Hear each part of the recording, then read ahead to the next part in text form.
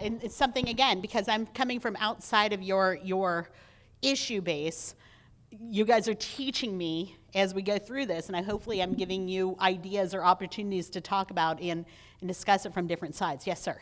So when communicating by mail to the legislators, Uh-huh. do you actually recommend having a separate message for Democrats and a separate message for Republicans instead of having a shared letter that you send all of them? Yes, but keep in mind they will probably show each other the letters.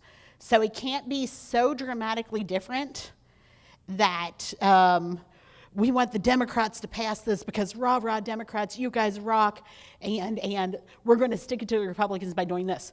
We want the Republicans to pass this because rah, rah, Republicans rock, and you're going to stick it to the Democrats when you pass this law because they're going to show it to each other. But you can approach it differently, absolutely. Yes, yes. So for somebody who's more liberal, you talk about, if oh gosh, down in Texas, is Wendy still in the state house? Wendy Davis. I know she was running for.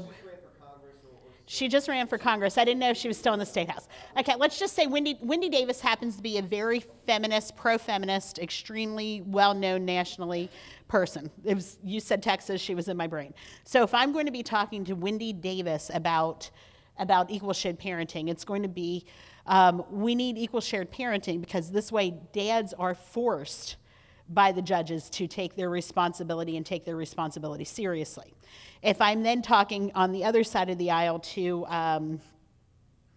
Marsha Blackburn, it's going to be we need equal shared parenting because this allows dads to be part of the family. See the slight difference, but even if they, forced, because Wendy's experience as a liberal woman may be dads are shirking their responsibility and maybe it actually works for both. I don't know. But I'm thinking because you said, sir, you said you were a Democrat and this is the message that you give. I'm thinking that liberal women are going to be wanting more opportunities to seek out career opportunities. And if they have to stay home because during COVID, the schools shut down and we have to do at-home schooling and the kids are living, Monday through Friday with mom and Friday night, Saturday night, Sunday night, they're with dad, then guess who has to stay home from work? It's mom.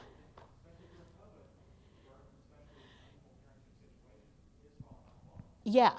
And why does dad get to go and earn money and work and advance his career, and mom has to stay home and take vacation time, and then she wonders why she didn't make partner, and dad is, right? It goes back to the equal pay thing in my head, right? So excellent.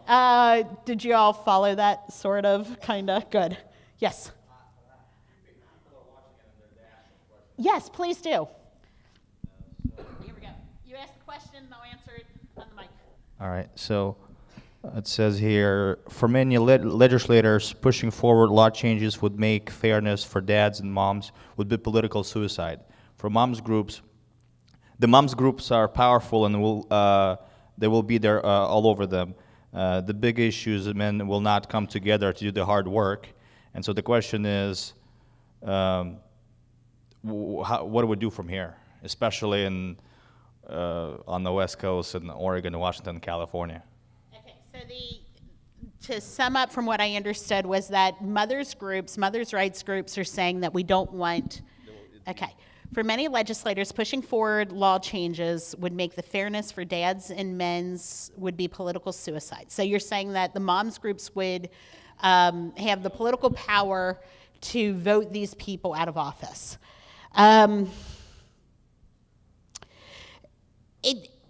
So that's a bigger issue and a longer discussion, a longer policy discussion.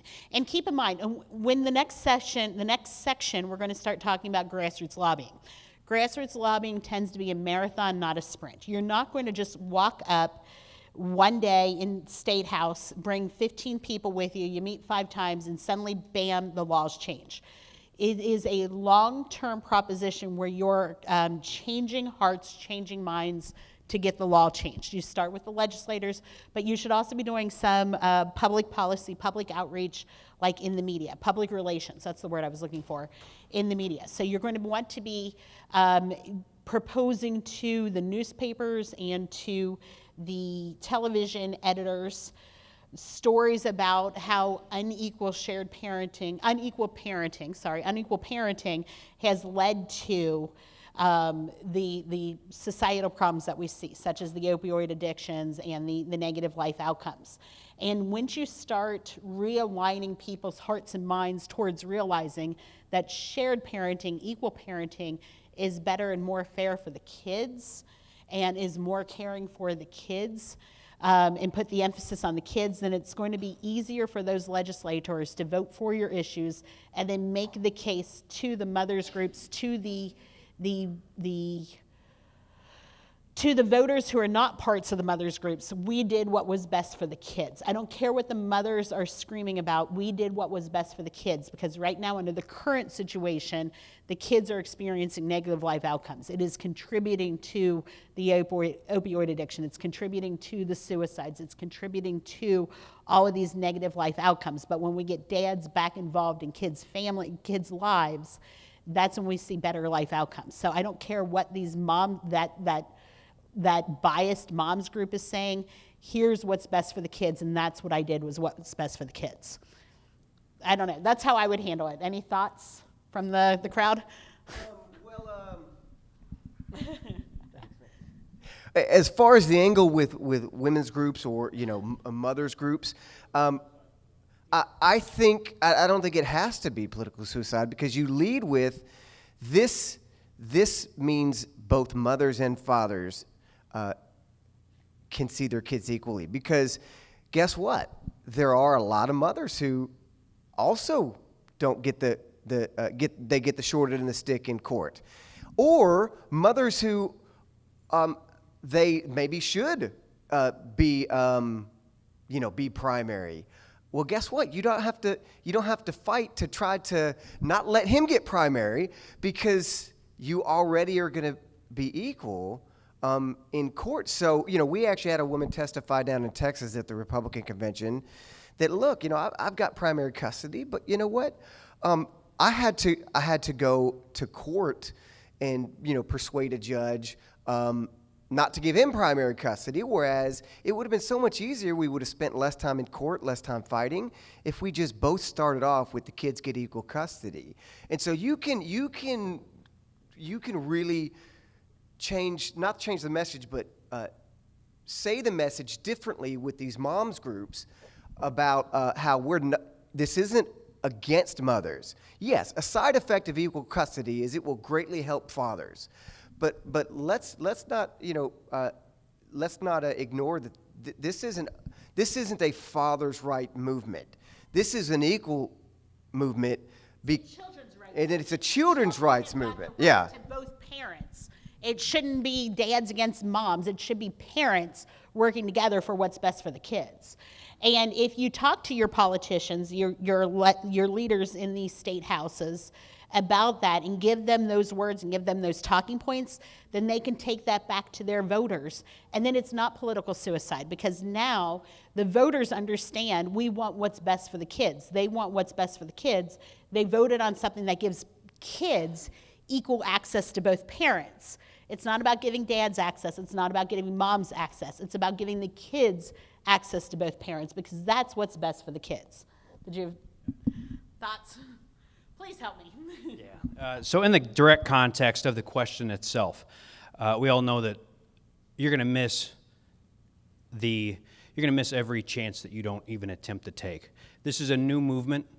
We're establishing momentum. This is something that is not with the women's rights, and the feminist groups have been around for a long time. They have their message, they have their narrative, everything's established. We are in the current process of establishing that on the sense of equal access. So for those people that say, you're up against a mountain, you're right. We know we're up against a mountain. But the point is, we can't move it all at once. It takes a lot of people. Each one of us can grab a pebble, and we can eventually tear this thing down. So for the people that say that this is an insurmountable and just something that we cannot do, What I say is if you don't stand up and you don't try, it isn't going to happen. So join groups like us. We are a 501c4, but we need your help as an individual to help the whole collaborative, to help send this message to legislators so they can then convey that to the groups and the masses within the General Assembly. So specific to the question, you have to try. Decisions are made by those who show up. Don't be afraid. Join us and make this happen. Okay, so two things to follow up from this. Number one, this is why it's so important to support groups like Americans for Equal Shared Parenting. Your local people, your local members at the state level and the state membership need to be committing to the national group, because nationally they're bringing together all of you all so you can discuss these things, right? So that's why a group like Mark's is so important, to keep everybody on path and keep everybody moving in the same direction. For another presentation, I've got a commercial about herding cats and how the kitties want to go in every single direction, but there's nothing more important than bringing that herd of cats into town. We are herding cats because, and you guys are all going to be herding cats. You've got the dad who is upset because he has to pay too much in child support, and you've got the mom who's upset because the abusive dad got partial custody, and you've got the grandparents who are left out. She's an aunt who wasn't able to see her niece and nephew for 18 months. I'm an aunt. I can't even imagine not seeing my nieces and nephews. And I live far away from both sets. I've got, a set in Cincinnati and a set in Florida. I'm going to get to see the set in Florida on Monday and Tuesday, and I see the set in Cincinnati tomorrow. I can't even imagine being separated from my nieces and nephews. So the fact that you guys are being separated from your children is even worse. But again, if you start framing it as the children being separated from the parents, that might be one thing. The follow-up to that was, I said it's a public relations thing. Well, nobody wants to cover our issue. It all depends on how you frame your issue. Every time that there is an opioid overdose, the leader of your state group or your local group should be looking to see, is this person from a broken household? And if so, put out a statement once again. This is a result of unequal parenting. This parent alienation has got to stop because it is negative on our kids. And not that I want you to capitalize on these horrible tragedies, but the fact is that and yes, opioid addiction happens to everyone, but it's just such an easy one to grab onto right now. If there's a suicide from a single parent house, again, we're not blaming mom. We're blaming the fact that there was parent alienation. Mom did her best, but dad could have contributed. When the state comes out with the new rates of out-of-wedlock birth, mom is doing her best, but dad is so important, because if the girl has got a good fit relationship, this was part of what I did lobby. If these teen girls have got good relationships with their dads, guess what they're not looking for? They're not looking for love in the arms of the boyfriend. And then they're not getting pregnant in high school, and they're not dropping out. When the school system puts out the dropout rates, you put out the press release saying this is again a result of parent alienation. Everything becomes a result of parent alienation.